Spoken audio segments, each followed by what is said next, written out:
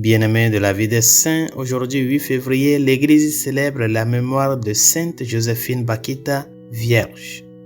Joséphine est née en 1869 dans un petit village de la région du Darfour au Soudan.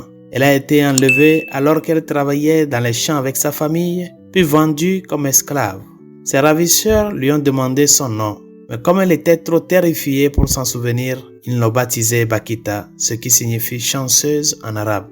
Rétrospectivement, Bakita a eu beaucoup de chance, mais les premières années de sa vie n'en témoignent pas nécessairement. Elle a été torturée par ses différents propriétaires qui l'ont marquée, battue et coupée. Dans sa biographie, elle évoque un moment particulièrement terrifiant où l'un de ses maîtres l'a coupée 114 fois et a versé du sel dans ses plaies pour que les cicatrices restent. J'avais l'impression que j'allais mourir à tout moment, surtout lorsqu'ils m'ont frotté avec le sel, écrit Bakita. Elle a supporté sa souffrance avec courage, bien qu'elle n'ait pas connu le Christ ou la nature rédemptrice de la souffrance. Elle avait aussi une certaine admiration pour le monde et son Créateur. En voyant le soleil, la lune et les étoiles, je me suis dit, qui peut être le maître de ces belles choses? Et j'ai ressenti un grand désir de le voir, de le connaître et de lui rendre hommage. Fin de citation.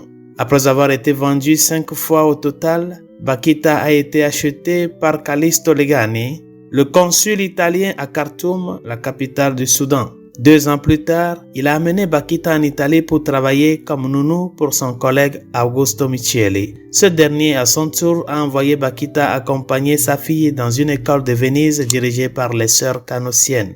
Bakita s'est sentie appelée à mieux connaître l'Église et a été baptisée sous le nom de Joséphine Margaret. Entre-temps, Micheli voulait ramener Joséphine et sa fille au Soudan, mais Joséphine Bakita a refusé de revenir. Le désaccord s'aggrave et est porté devant les tribunaux italiens qui décident que Joséphine peut rester en Italie parce qu'elle est une femme libre. L'esclavage n'était pas reconnu en Italie et il était également illégal au Soudan depuis avant la naissance de Joséphine. Joséphine est restée en Italie et a décidé de devenir canossienne en 1893. Elle fit sa profession en 1896 et fut envoyée en Italie du Nord où elle consacra sa vie à aider sa communauté et à enseigner aux autres à aimer Dieu. Elle était connue pour son sourire, sa douceur et sa sainteté. Elle a même déclaré « Si je devais rencontrer les marchands d'esclaves qui m'ont enlevé et même ceux qui m'ont torturé, je m'agenouillerais et je leur baiserais la main.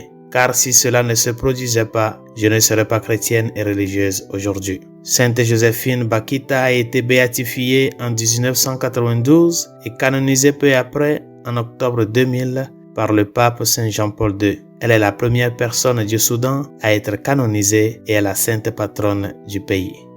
Prions. Seigneur Dieu, toi qui as conduit Sainte Joséphine Bakita de l'esclavage le plus abject à la dignité de fille et d'épouse du Christ, accorde-nous, nous t'en prions, que par son exemple, nous puissions manifester un amour constant pour le Seigneur Jésus crucifié en restant inébranlables dans la charité et promptes à la compassion. Par Jésus le Christ, notre Seigneur. Amen.